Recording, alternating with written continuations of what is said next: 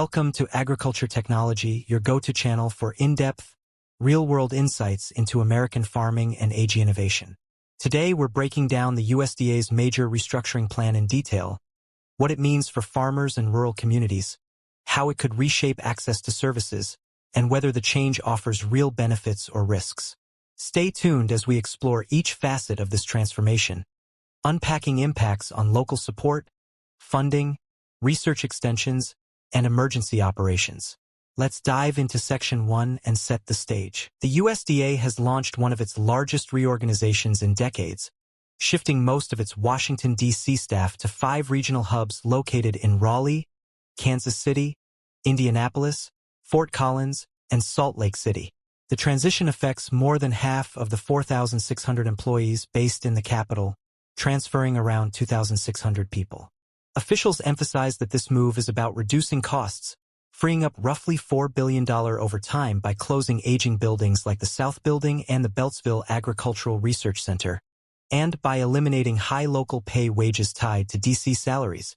The relocation model puts USDA closer to American farming communities, with the idea that field offices distributed across agricultural regions will respond faster and be more attuned to local realities. This isn't just an office rearrangement. The structure of federal support for crop insurance, conservation, research, and farmer assistance will begin evolving under this model. USDA Secretary Rollins frames the move as a way to modernize the agency, supporting producers more effectively, breaking down bureaucratic silos, and embracing a digital-first mentality. The administration says local offices will be more empowered and decision-making more decentralized. However, critics question whether senior decision-makers will remain in D.C., creating potential centralization of power in fewer hands. Farmers worry about losing continuity in services. Will technical experts remain available? Will staff unwilling to relocate leave, taking decades of institutional knowledge with them? The scale of this move has precedent only in previous government decentralization drives, yet few have impacted agriculture directly. Even before the move begins, USDA has opened a public comment period. Farmer associations, advocacy groups, and state-level policymakers have raised alarms. Some senators have called for hearings, arguing that farmer input was largely excluded. Meanwhile, local leaders near the selected hub cities anticipate increased economic activity, while others who live far from these hubs fear weakened access. Overall, the restructure represents a gamble. Can greater proximity and lower overhead support more efficient services? Or will the loss of centralized expertise and transition disruptions undermine USDA's mission? For an audience focused on agriculture in the U.S., the stakes are high. Farmers depend on USDA for predictable support, and rapid change in how that support is delivered could either ensure better local fit or present serious access gaps. Because USDA serves as the backbone of support structure, from crop insurance and loans to disaster aid and field extensions, any change has a ripple effect on farmers. Under the restructure, smaller operations and family farms may experience delays in service delivery. For example, timing matters hugely during planting or harvest. A brief lag in crop insurance claims or natural disaster payments can cause cash flow problems. Historically, production cycles are tuned tightly to USDA timelines. Even minor delays can force farmers to delay input payments or make tough financial choices. USDA handles programs like the NRCS Conservation Practice Plans, EQIP and CRP funding, soil testing, and FSA loans. Farmers rely on field staff to walk them through paperwork, assist in appraisals, and schedule technical visits. With staff relocation, farmers face uncertainty over who their point person is. As offices move or temporarily close, older farmers without digital fluency may lose access to in-person support, complicating access to programs they rely on. For mid-sized producers, uncertainty can affect planning. Should they apply now while local staff still operate, or wait until new regional leaders settle in?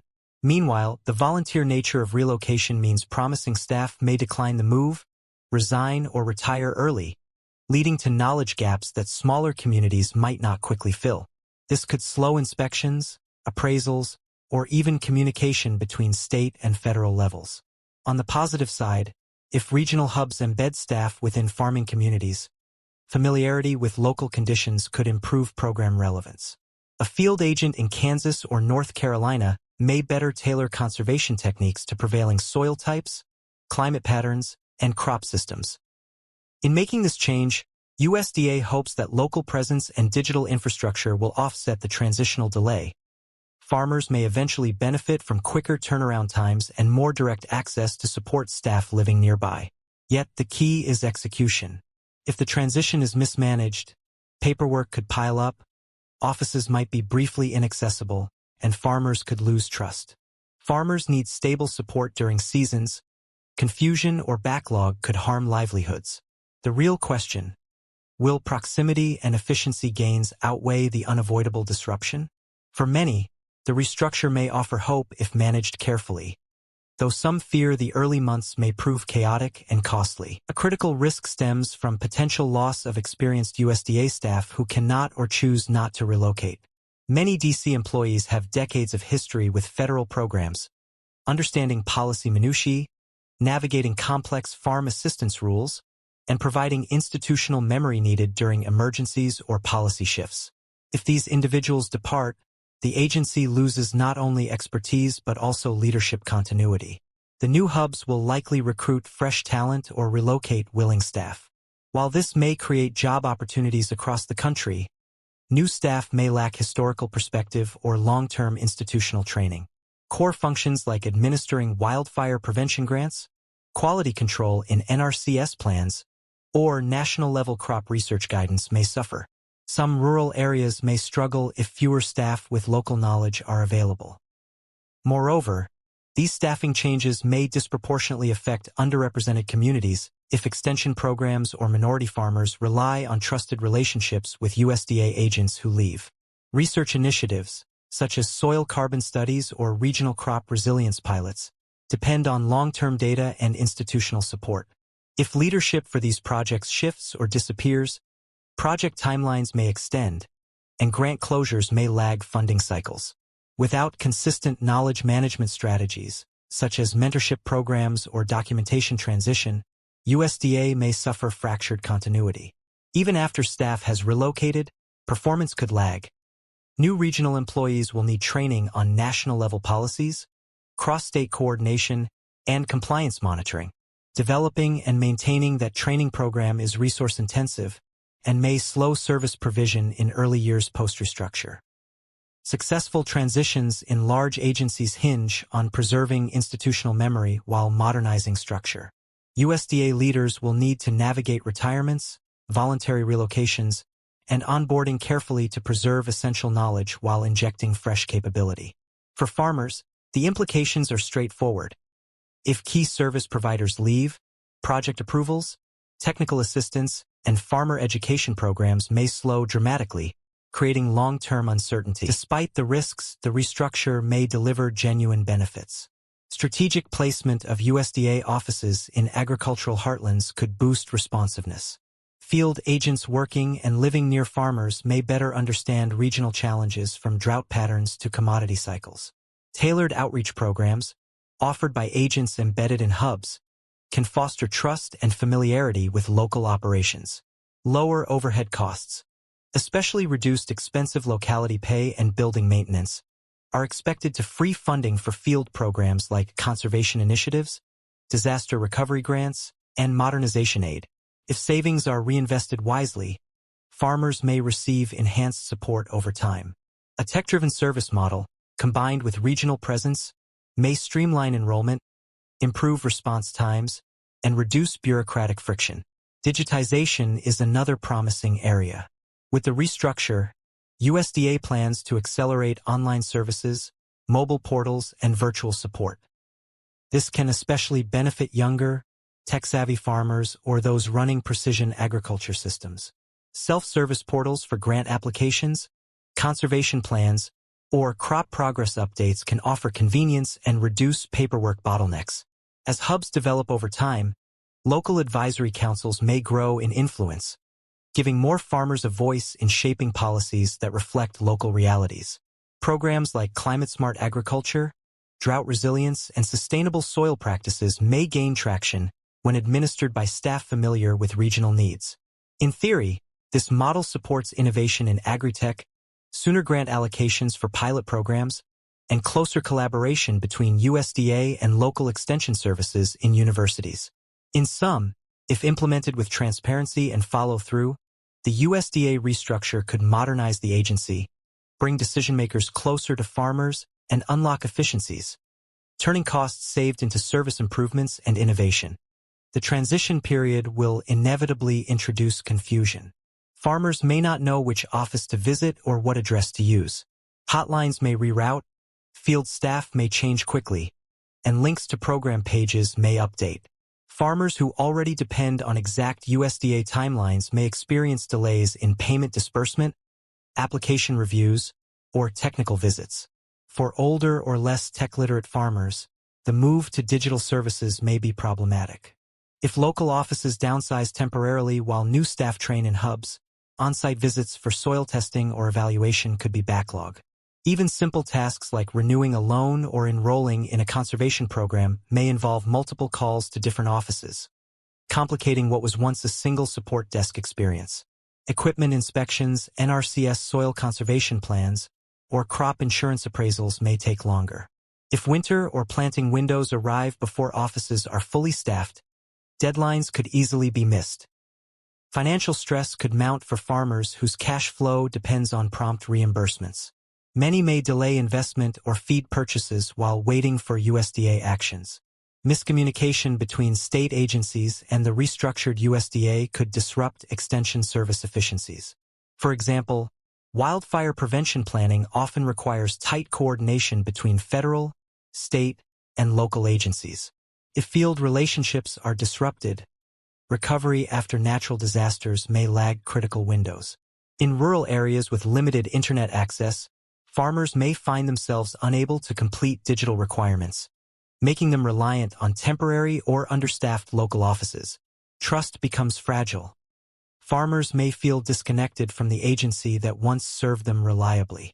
Early survey data and feedback suggest many producers are skeptical about the transition's short-term impact, even if they acknowledge potential long-term benefits. USDA assists heavily during extreme weather events, drought, floods, wildfires, providing funding, emergency feed assistance, and technical aid. Timing is vital. If local offices are understaffed or disconnected from central command, disaster assistance may come late or be insufficient. The USDA plays a major coordinating role. Delayed communication between state-level emergency response teams and relocated USDA hubs could leave farms exposed to irreversible damage. During wildfire seasons or sudden flooding, immediate assistance is needed to secure livestock, validate crop losses, and initiate recovery grants. Without the long-standing personal relationships and streamlined contacts once headquartered in DC or regional labs, delivery of emergency relief could lag. In worst cases, recovery efforts for drought-stricken farms could fall victim to red tape or confusion over jurisdiction. The USDA's restructured model must ensure emergency protocols are seamless across new hub offices and local disaster management networks. If lines of communication blur or staff capacity falls short, recovery windows may close before relief arrives. That risk worries not only farmers but also rural communities reliant on USDA's coordination for wildfire smoke mitigation, grazing support during drought, and flood management. Delays can have cascading economic and social impacts in the heartland. USDA collaborates with universities, agri-tech startups, and research institutions on climate recovery trials, soil carbon measurement, digital farming platforms, and outreach pilots. Project timelines depend on consistent funding and USDA-led coordination. The restructuring may create temporary confusion for grant application cycles, reporting requirements, or project approvals. If regional hubs absorb some grant management responsibilities, but still rely on DC leadership for policy direction, delays may occur. Researchers expecting timely feedback or funding may see disruptions that delay climate-smart farm pilots or precision agriculture rollouts. Farmers participating in field trials could lose access to USDA technical support midstream if contact persons relocate or offices consolidate. However, if hubs begin coordinating with state extension agencies and AG startups more directly, collaborations may accelerate. Access to real-time data, proximity of hubs to land-grant universities, and quicker deployment of pilot programs could emerge as benefits. Still, such coordination requires intentional leadership, clear funding flows, and effective technology interfaces. Otherwise, researchers and firms face red tape delays, jeopardizing innovation and climate adaptation efforts. USDA frames the restructure as a modernization, a repositioning that aligns with new priorities: climate resilience, agri-tech integration, regional adaptation, and fiscal sustainability. Officials aim to support farmers in an ecosystem that values localized decision-making and digital access. If executed well, the model could serve as a test for federal service redeployment across sectors. Ultimately, success hinges on two factors: whether cost savings are reinvested into farmer-serving programs, and whether regional hubs maintain strong coordination with central leadership. USDA must preserve strategic policy agility while giving hubs operational power. A balanced structure that empowers hubs with predictable funding and backward communication to Washington could enable innovation, without sacrificing institutional memory. Leadership must also track performance metrics: farmer satisfaction, application turnaround times, emergency response speed, and grant delivery.